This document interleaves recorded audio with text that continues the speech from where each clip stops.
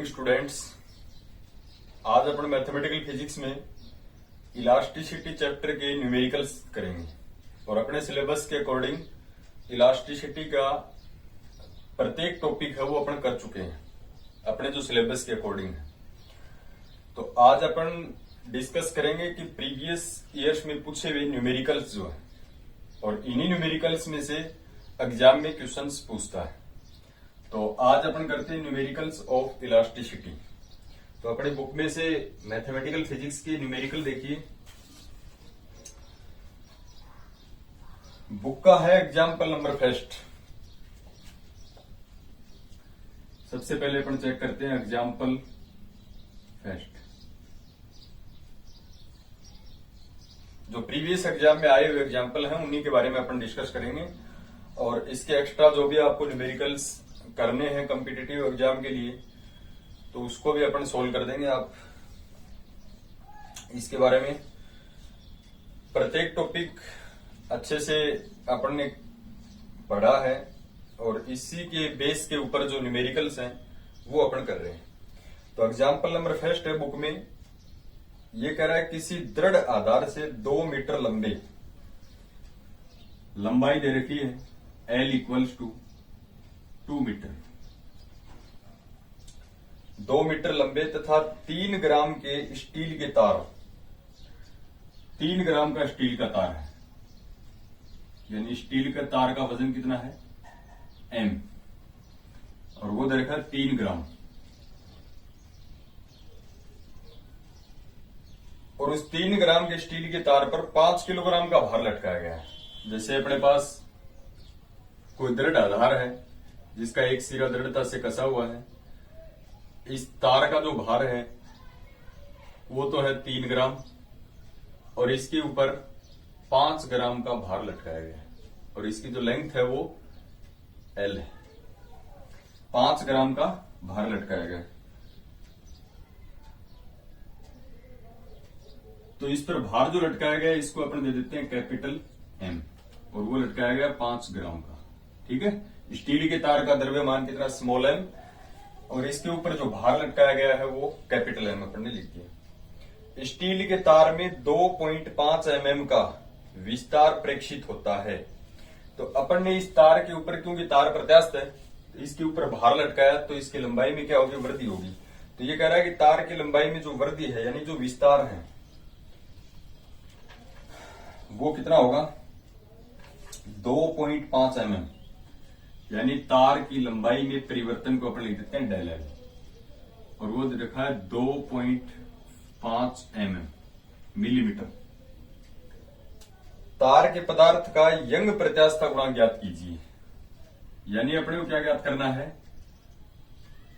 तार के पदार्थ का यंग प्रत्यास्थता गुणांक यानी Y ज्ञात करना है। स्टील के तार का घनत्व है, डेंसिटी दे रखी है D, रो से भी लिख सकते हो आप, डेंसिटी दे रखी है 7.8 गुणा 10 की घात 3 किलोग्राम प्रति मीटर क्यूब।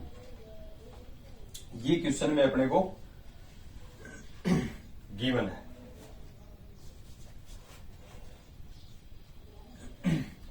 तो क्वेश्चन में तार की लंबाई दे रखी है, द्रव्यमान दे रखा है स्टील के तार का और जो भार लटका रखा उसका वजन दे रखा है। लंबाई में परिवर्तन, क्योंकि इस पे भार लटका होगी तो लंबाई में वृद्धि होगी, वो लंबाई में परिवर्तन दे दिया 2.5 mm। यंग का प्रत्यास्थता गुणांक Y अपने को फाइंड करना है और डेंसिटी D इक्वल्स टू दे रखा है 7.8 इंटू 10⁻³ किलोग्राम पर मीटर क्यूब। तो इसके लिए अपने को यंग के प्रत्यास्थता गुणांक के ऊपर जाना पड़ेगा। देखो सबसे पहले अपन डिस्कस कर लेते हैं कि यंग का प्रत्यास्थता गुणांक है क्या। ये तो अपने को गिवन है, तो इसकी जो वैल्यूज हैं वो कई ग्राम में दे रखी हैं, कई mm में दे रखी हैं, तो इनके वैल्यूज में चेंज कर लेते हैं। देखो लंबाई 2 मीटर दे रखी है, लंबाई का मात्रक मीटर ही होता है। यहां पर द्रव्यमान दे रखा है 3 ग्राम, तो ग्राम का किलोग्राम में चेंज करेंगे तो 3 गुणा 10 की घात -3 किलोग्राम। इस ग्राम को भी करेंगे तो 5 गुणा 10 की घात -3 किलोग्राम। मिली की वैल्यू 2.5 गुणा 10 की घात -3 मीटर।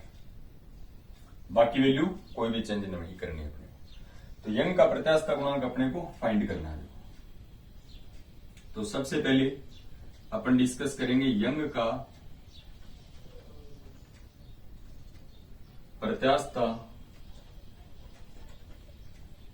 गुणांक। और यंग का प्रत्यास्थ गुणांक क्या होता है? देखो y बराबर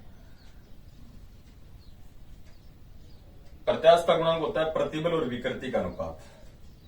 तो यंग का प्रत्यास्थ गुणांक पहला प्रतिबल और पहली विकृति का अनुपात होता है, अनुदैर्घ्य प्रतिबल और अनुदैर्घ्य विकृति।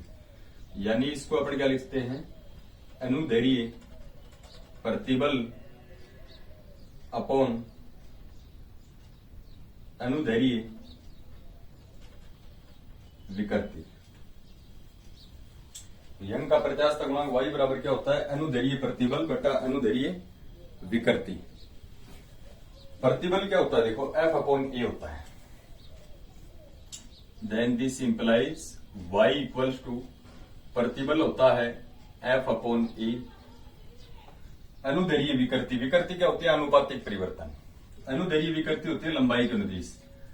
तो लंबाई में परिवर्तन बटा प्रारंभिक लंबाई। ठीक है, तो इसको अपन अगर सही तरीके से लिखें तो y इक्वल्स टू ये L ऊपर चला जाएगा तो ये हो जाएगा F into L upon A del L। अब आप देखिए किस किस की वैल्यू नहीं है अपने पास। F की वैल्यू है, F को अपन क्या लिखते हैं? F इक्वल्स टू होता है mg। m किसका है? जो भार लटकाया गया है, जो भार लटकाया गया है उसको कैपिटल M लिखा है अपन ने। और स्मॉल m क्या होता है? स्टील के तार का भार। तो ये F की जगह अपन वैल्यू रख सकते हैं। तो y equals to mg into L upon A और डेल L। अब देखिए आप किसकी वैल्यू नहीं है अपने पास? कैपिटल M की वैल्यू है, g 9.8 होता है और L जो है स्मॉल l अपने को दे रखा है। यहां पर L क्या है? तार की लंबाई। तो इसको मैं स्मॉल l कह देता हूं, कैपिटल L लिख दिया था अपन ने तार की लंबाई को स्मॉल l। और A क्या है? तार का अनुप्रस्थ काट क्षेत्रफल। अनुप्रस्थ काट क्षेत्रफल इसका आधार का क्षेत्रफल यानी पाई आर स्क्वायर। ठीक है, और डेल L है लंबाई में परिवर्तन। तो यहां का A जो है वो पाई आर स्क्वायर है, ध्यान रखना। M G into L upon A क्या है? आधार का। तार है तो जैसे ये तार है तो तार के आधार का क्षेत्रफल, आधार इसका वर्त है तो वर्त का क्षेत्रफल पाई आर स्क्वायर। तो A है इसका pi are square into del L। अब अपने पास आर स्क्वायर की वैल्यू नहीं है। देखो आर अपन किस प्रकार से फाइंड करेंगे?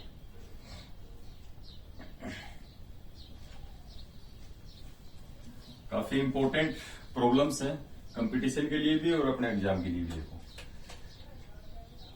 सबसे पहले अपन देखते हैं कि एक होता है तार का घनत्व। अपन निकालें तो घनत्व बराबर होता है द्रव्यमान बटा आयतन। देखो क्वेश्चन को अच्छे तरीके से पढ़ना है।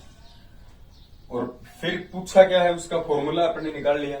उस फॉर्मूले में अपने को पता चलेगा किस किस चीज की जरूरत पड़ेगी। देखो घनत्व को डी से लिखते हैं। ध्यान रखना स्टील के तार का घनत्व निकाल रहे हैं तो द्रव्यमान स्टील के तार का लोगे जिसको स्मॉल m से लिखा है। और बट्टा में आयतन। आयतन क्या होता है? क्षेत्रफल गुणा त्रिज्या दूरी। तो क्षेत्रफल पाई आर स्क्वायर और दूरी यानी तार की लंबाई l। ठीक है, क्योंकि आयतन अपन निकालते हैं लंबाई गुणा चौड़ाई गुणा ऊंचाई। तो लंबाई गुणा चौड़ाई तो क्षेत्रफल हो गया पाई आर स्क्वायर और ऊंचाई यानी इसकी लंबाई है। ध्यान रखना द्रव्यमान स्मॉल m लेना पड़ेगा क्योंकि घनत्व स्टील के तार का निकाल रहे हैं कि अपन ने जो भार लटका रखा उसका। और यहां से स्मॉल m बराबर कितना आएगा? स्मॉल m बराबर पाई आर स्क्वायर एल डी। ठीक है, स्मॉल m बराबर आ गया। या फिर अपने को पाई आर स्क्वायर निकालना है। तो यहां से पाई आर स्क्वायर कितना आएगा? m upon L D. यहां से अपने को क्या निकालना है? पाई आर स्क्वायर बराबर m अपॉन एल डी, क्योंकि अपने को पाई आर स्क्वायर की वैल्यू चाहिए। ठीक है, अतः y equals to capital M की वैल्यू कितनी है? देखो मैं एक बार देख लेता हूं कितनी वैल्यू है। कैपिटल M की वैल्यू क्वेश्चन में दे रखी है। कैपिटल M क्या है? जो भार लटकाया गया उसकी वैल्यू। तो कैपिटल M की जो वैल्यू दे रखी है 5। अगर इसको चाहो तो आप यहां पर कैपिटल एम की वैल्यू दे रखी है 5 किलोग्राम। हो सकता है मैंने उसमें ग्राम लिख दिया हो, वो 5 किलोग्राम आप क्वेश्चन में देख लेना 5 किलोग्राम ही दे रखा है, तो उसको चेंज नहीं करना। 5 किलोग्राम इंटू जी की वैल्यू, एक बार मैं वाई की वैल्यू रख देता हूं। देखो M G L pi are square, वो क्या लिखना है, small M upon L D और इंटू डेल एल। ये ऊपर जाएगा एल डी, तो यहां से क्या आ जाएगा एम जी, ये एल ऊपर जाएगा तो एक और एल है, एल स्क्वायर स्मॉल डी और upon small M into del L. अब इसकी वैल्यू रख देते हैं। देखो कैपिटल एम की दे रखी है 5 किलोग्राम, कैपिटल एम की वैल्यू दे रखी है 5 किलोग्राम, तो 5 ऐसा कैसा, जी की वैल्यू होती है 9.8, एल की वैल्यू क्वेश्चन में कितनी दी थी, एल की वैल्यू दे रखी है 2 मीटर, तो एल स्क्वायर है तो 2 गुणा 2 और इंटू डी, डी यानी घनत्व दे रखा है 7.8 गुणा 10 की घात 3, 7.8 गुणा 10 की घात 3 अपॉन स्मॉल एम की वैल्यू दे रखी है अपने को 3 गुणा 10 की घात -3 और डेल एल यानी लंबाई में परिवर्तन 2.5 mm दे रखा है, तो गुणा 2.5 mm यानी 10 की घात -3। ठीक है, ये अपने को वैल्यू दे रखी है, तो इसको प्रॉब्लम को अपने को सोल्व करना है। देखो कुछ नहीं करना आपको, यंग का प्रत्यास्थ गुणांक पूछा है तो यंग के प्रत्यास्थ गुणांक का फॉर्मूला लगाना है और बाकी वैल्यू पुट करनी है। तो इसको अपने सोल्व कर लेते हैं। देखो इसको सोल्व करेंगे तो 10 की घातें देखो आप कितनी, ये पॉइंट से पॉइंट कैंसिल, 10 की घात -3 और 10 की घात -3, 10 की घात -6 ऊपर है 10 की घात 3 और ये 6 ऊपर जाएंगे तो 10 की घात 6, 10 की घात 6 और ये 5 से कटेगा और यहां बच गया 3 और ये 2 2 4। तो इसको सोल्व करोगे तो आप वैल्यू आएगी, फाइनली वैल्यू मैं आपको बता देता हूं, y बराबर आएगा 20.4 गुणा 10 की घात 10 न्यूटन प्रति मीटर स्क्वायर। ये आएगा यंग का प्रत्यास्थ गुणांक। आप इसको सोल्व कर लेना, न्यूमेरिकल वैल्यूज को गुणा भाग करके, तो यंग का प्रत्यास्थ गुणांक आएगा 20.4 गुणा 10 की घात 10 न्यूटन प्रति मीटर स्क्वायर। तो ये है एग्जाम्पल नंबर फर्स्ट। फिर भी आपको समझ में नहीं आया हो तो आप पूछ सकते हो। देखो ये एग्जाम में क्वेश्चन कई बार पूछा हुआ है अपने एग्जाम के अंदर, और इलास्टिसिटी से एक न्यूमेरिकल जो है वो कंफर्म है। उसके बाद में नेक्स्ट न्यूमेरिकल देखिए। नेक्स्ट न्यूमेरिकल है आपकी बुक का एग्जाम्पल नंबर 4। आपको यही एग्जाम्पल है वो नोट्स में उतारने हैं और यही एग्जाम्पल आपको करने हैं। इनमें से ही एग्जाम्पल आएगा पेपर एग्जाम के अंदर, इससे बाहर कोई भी न्यूमेरिकल नहीं आएगा। ए पार्ट के में कई बार पूछा हुआ क्वेश्चन है। ये कह रहा है कि 1 लीटर ग्लिसरीन, 1 लीटर ग्लिसरीन दे रखी है, यानी ग्लिसरीन का आयतन दे रखा है 1 लीटर, और लीटर को आप मीटर में चेंज करोगे तो 10 की घात -3 मीटर क्यूब। 1 लीटर ग्लिसरीन पर जब दाब दे रखा है P बराबर 9.8 इंटू 10⁵ न्यूटन पर मीटर स्क्वायर, दाब दे रखा है 9.8 गुणा 10 की घात 5 न्यूटन प्रति मीटर स्क्वायर लगाया जाता है, तब इसके आयतन में कमी हो जाती है। तो आयतन में परिवर्तन को लिखते हैं डेल V। आयतन में कमी हो जाती है 0.21 सेंटीमीटर क्यूब, 0.21 सेंटीमीटर क्यूब कमी हो जाती है। तो ग्लिसरीन का आयतन प्रत्यास्थता गुणांक ज्ञात कीजिए। अब की बार पिछले न्यूमेरिकल में पूछ रखा था यंग का प्रत्यास्थता गुणांक, अब की बार अपने से क्या पूछा है, आयतन प्रत्यास्थता गुणांक। इलास्टिसिटी में 3 प्रकार के गुणांक पढ़ते हैं, पर यंग का प्रत्यास्थता गुणांक, आयतन प्रत्यास्थता गुणांक और अपरूपण गुणांक, वाई के और ईटा। तो सबसे पहले आयतन में परिवर्तन सेंटीमीटर में दे रखा है, तो मीटर में कैसे चेंज करेंगे इसको, 0.21, और सेंटीमीटर को मीटर में चेंज करते हैं तो 10 की घात -2 से गुणा करना होता है। तो 10 क्यूब है तो 10 की घात कितनी हो जाएगी, -6 मीटर क्यूब हो गया। क्योंकि 1 सेंटीमीटर को मीटर में बदलते हैं तो 10 की घात -2 से गुणा करते हैं, तो ये 3 बार बदलना पड़ेगा। 10 की घात -2 गुणा 10 की घात -2 गुणा 10 की घात -2, तो 10 की घात -6 हो जाएगा फाइनल। और पूछा क्या है अपने से, आयतन प्रत्यास्थता गुणांक की। सबसे पहले पूछा है उसका फॉर्मूला लिखिए आप, अपन जानते हैं, देखो आयतन प्रत्यास्थता गुणांक बराबर क्या होता है, के बराबर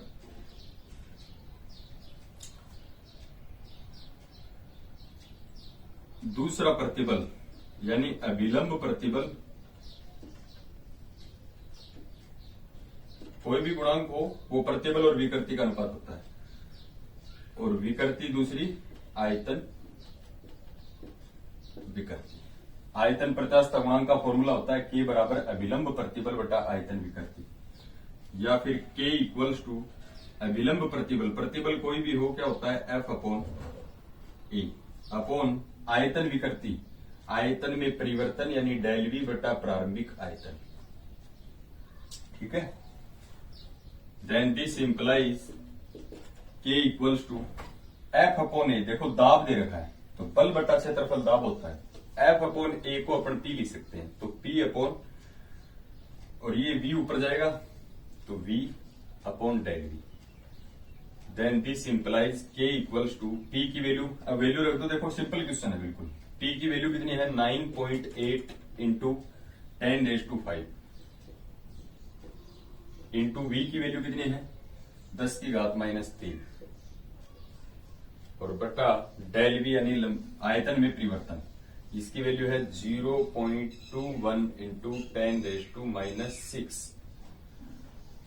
तो इसको सोल्व करोगे, देखो 10 की घात -3 है, 10 की घात -6 नीचे ऊपर जाएगी 10 की घात +6 में से -3 जाएगा +3, और 5 है प्लस का ये, तो 10 की घात 5 और 3 8 हो गया। Then this implies K equals to, ये कितना बचा 9.8 और अपॉन में 0.21 और इंटू 10⁻, कितना हो गया 10 की घात 5 प्लस की 10 की घात -3, तो 5 में से 3 गया 2, और ये 6 ऊपर की जाएगी 6 और 2 8, और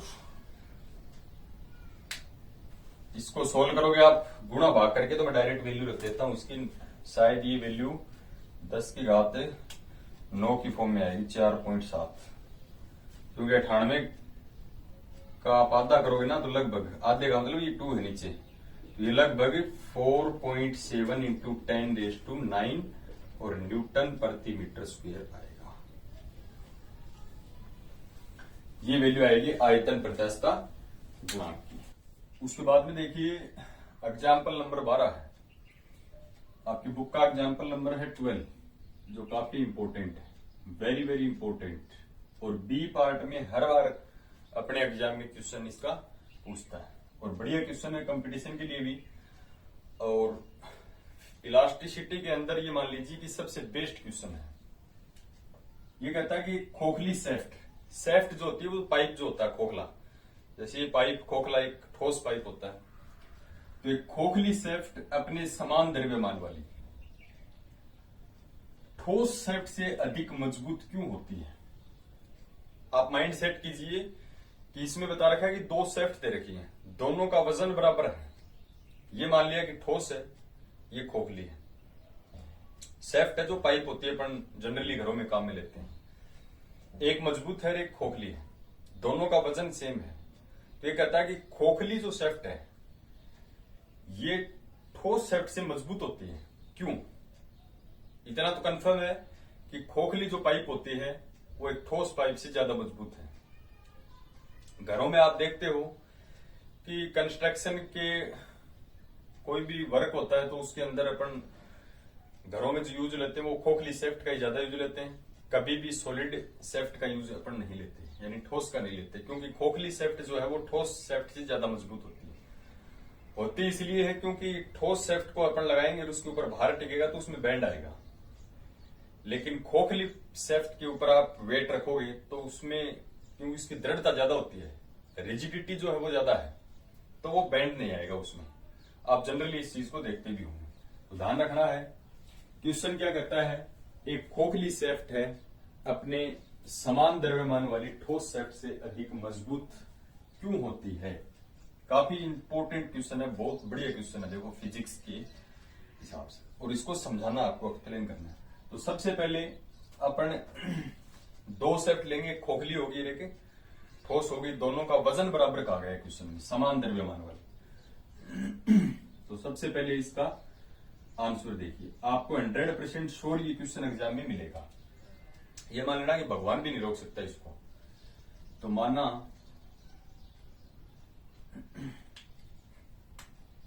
कैपिटल M द्रव्यमान वाली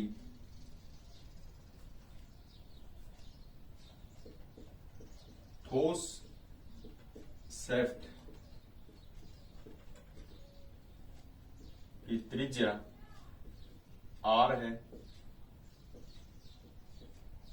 क्योंकि ठोस शेफ्ट की एक ही त्रिज्या होती है, खोखली की दो होती है, एक तो आंतरिक और एक बाह्य, ठीक है। तथा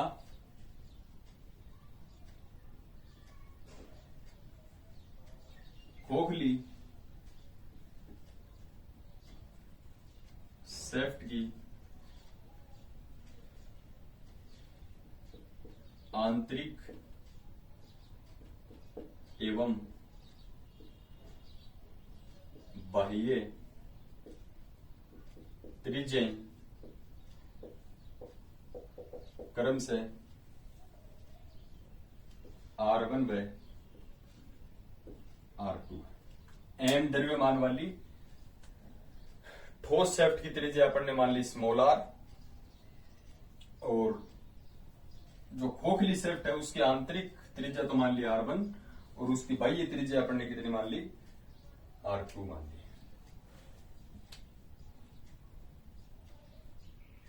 यदि शेफ्ट का घनत्व D हो, तब अगर इसके वजन की बात करें तो द्रव्यमान बराबर क्या होता है, द्रव्यमान या घनत्व बराबर होता है द्रव्यमान बटा आयतन। तो D बराबर कितना आ जाएगा, द्रव्यमान बटा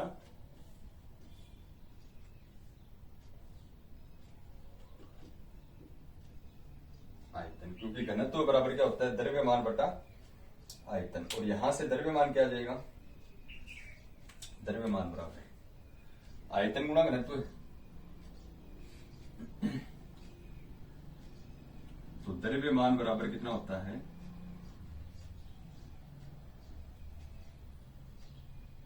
घनत्व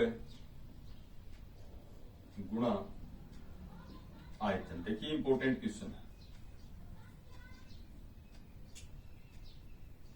द्रव्यमान ठोस शेफ्ट के लिए द्रव्यमान देखो M है,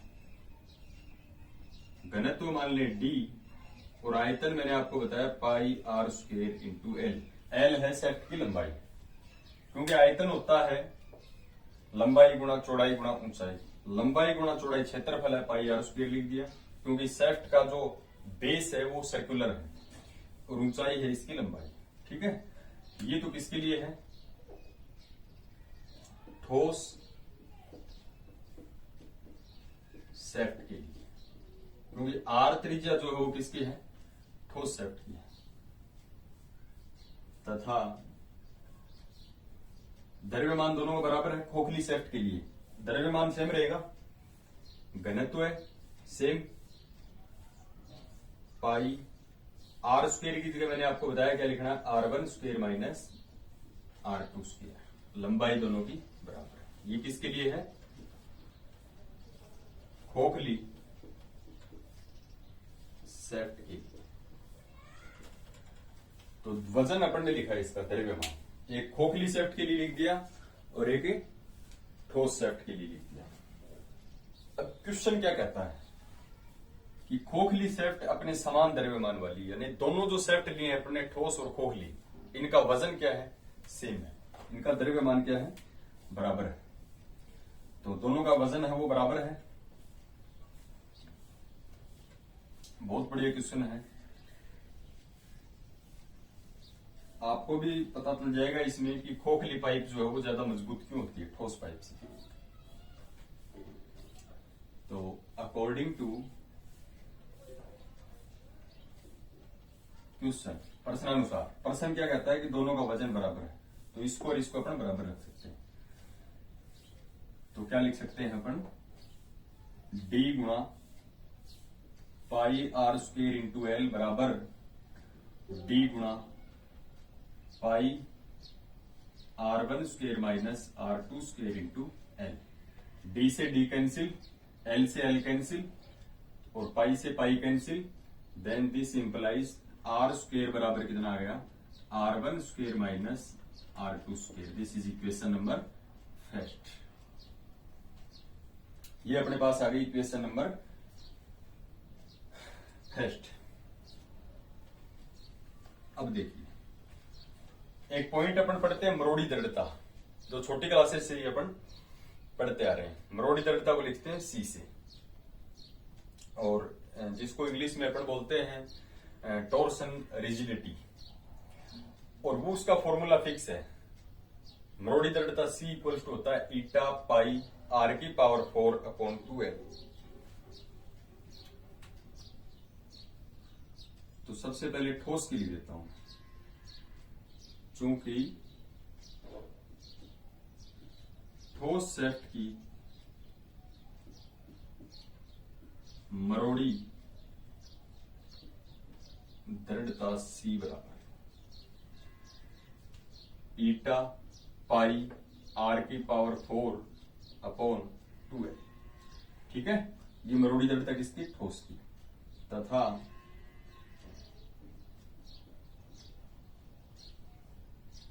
खोखली सेफ्ट की मरोड़ी दृढ़ता है, जिसको लिख देते हैं C डैश से। इसमें क्या चेंजमेंट होगा, R की जगह इसकी दो त्रिज्याएं, तो R1 और R2 आ जाएगा। तो इसको क्या लिखते हैं, ईटा ऐसा कैसा, पाई ऐसा कैसा, अपॉन में 2L ऐसा कैसा, और R की जगह क्या आएगा, R1 की पावर 4 माइनस R2 की पावर 4। ठीक है, तो ये आ गई दोनों की मरोड़ी दृढ़ता।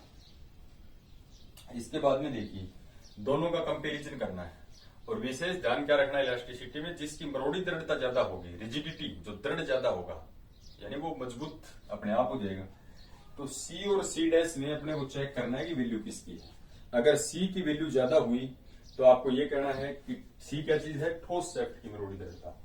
तो C अगर वैल्यू ज्यादा आ गई तो ठोस सेफ्ट मजबूत होगा, और अगर C डैश ज्यादा आ गया तो इसका मतलब खोखली सेफ्ट मजबूत ज्यादा होगी। लेकिन क्वेश्चन में अगले ने कही दिया है कि दोनों का वजन अगर बराबर है तो ठोस सेफ्ट से अधिक मजबूत होती है खोखली सेफ्ट। तो 100% क्या आएगा, C डैश ज्यादा आएगा, लेकिन अपने को इसको समझाना है, यानी एक्सप्लेन करना है। तो now we calculate C dash upon C dash और C का अनुपात निकालते हैं, यानी C डैश में C का भाग देना है। तो भाग देंगे तो देखो ईटा पाई से ईटा पाई कैंसिल, 2L से 2L कैंसिल, C डैश में C का भाग देना है। तो R1 की पावर 4 माइनस R2 की पावर 4 अपॉन R की पावर 4। तो क्या आएगा, R1 की पावर 4 माइनस R2 की पावर 4 और अपॉन R की पावर 4। अब इसको देखिए मैं ऐसे लिखता हूं, R1 स्क्वेयर का स्क्वेयर माइनस R2 की स्क्वेयर का स्क्वेयर, क्योंकि पावर 4 है तो ये R1 की पावर 4 हो गई, R2 की पावर 4 आधार समान है तो घाते जुड़ जाएंगे, लिख सकते हैं। ठीक है, इसके बाद में देखिए आर की पावर 4 है उसको मैं लिखता हूं आर स्क्वेयर गुणा आर स्क्वेयर, लिख सकते हैं, कोई दिक्कत वाली बात नहीं है। और समीकरण एक क्या है, आर स्क्वेयर बराबर R1 square minus R2 square. ठीक है, तो समीकरण एक का यूज करेंगे। अब लिखिए समीकरण एक से,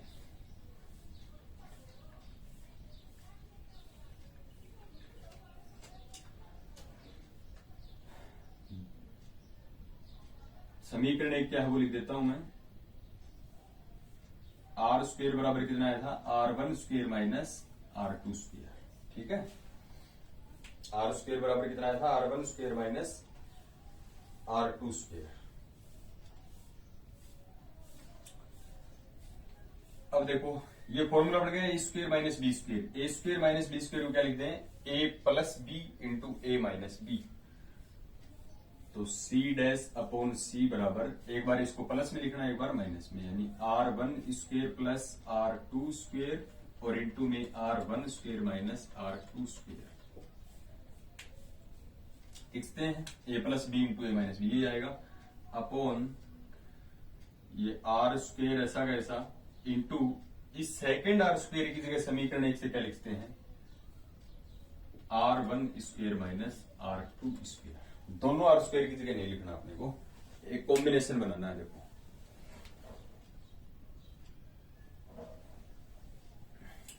तो इसके लिए अपन क्या करेंगे, ये R1 square minus R2 square से ये R1 माइनस R ये कैंसिल। ठीक है, और ये बच गया यहां से सी डैश अपॉन सी बराबर कितना बच गया, R1 square plus R2 square upon are square.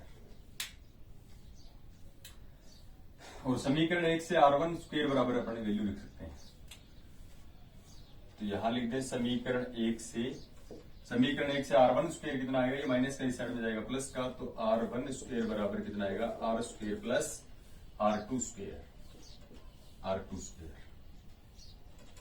So C dash upon C बराबर R1 स्क्वेयर की जगह क्या लिखोगे, r square plus R2 square और plus R2 square plus R2 square upon क्या है, आर स्क्वेयर। तो finally we get C dash upon C equals to ये आर स्क्वेयर और plus R2 square plus R2 square, 2R2 square और upon are square. और यहां से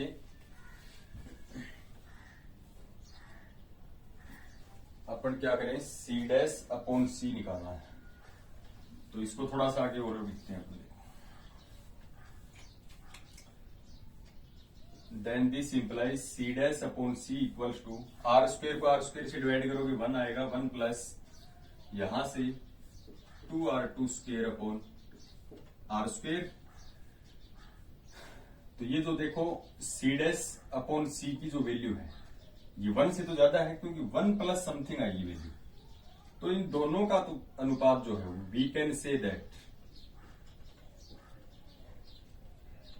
सी dash upon C की वैल्यू 1 से ज्यादा है, यानी C dash upon C always greater than 1, क्योंकि 1 प्लस समथिंग है, तो 1 से तो ज्यादा है वैल्यू कुछ न कुछ सी डैश अपॉन सी की। और यहां से मैं क्या लिखता हूं, सी डैश ग्रेटर देन सी। तो सी क्या है, ठोस शेफ्ट की मरोड़ी दृढ़ता, और सी डैश क्या है, खोखले शेफ्ट की मरोड़ी दृढ़ता। ज्यादा किसकी आ गई, खोखली की आ गई। तो ये जो आता है, या फिर अपन लिख सकते हैं अर्थात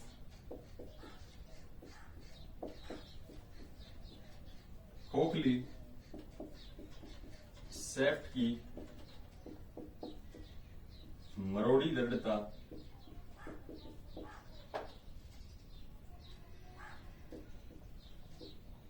अधिक होती है, इसलिए एक खोखली शेफ्ट अपने समान द्रव्यमान वाली ठोस शेफ्ट से अधिक मजबूत होती है। तो ये है अपनी इलास्टिसिटी के न्यूमेरिकल्स। तो ध्यान रखना है कि खोखली सेप्ट की मरोड़ी दृढ़ता यानी रिजिडिटी जो है वो ज्यादा होती है, इसलिए खोखली सेप्ट है अपने बराबर द्रव्यमान वाली ठोस सेप्ट से क्या होती है, अधिक मजबूत होती है। तो ये इलास्टिसिटी की प्रॉब्लम है। और इलास्टिसिटी अपना कंप्लीट है चैप्टर, और उसके बावजूद भी आपको कोई प्रॉब्लम है कोई किसी पॉइंट के अंदर या किसी टॉपिक में या किसी क्वेश्चन के अंदर प्रॉब्लम्स है, तो आप इसके बारे में डिस्कस कर सकते हो। और उसके बाद में अपन देखते हैं कि क्या स्टार्ट करते हैं, और अच्छे से आपको इसके नोट्स प्रिपेयर करने हैं।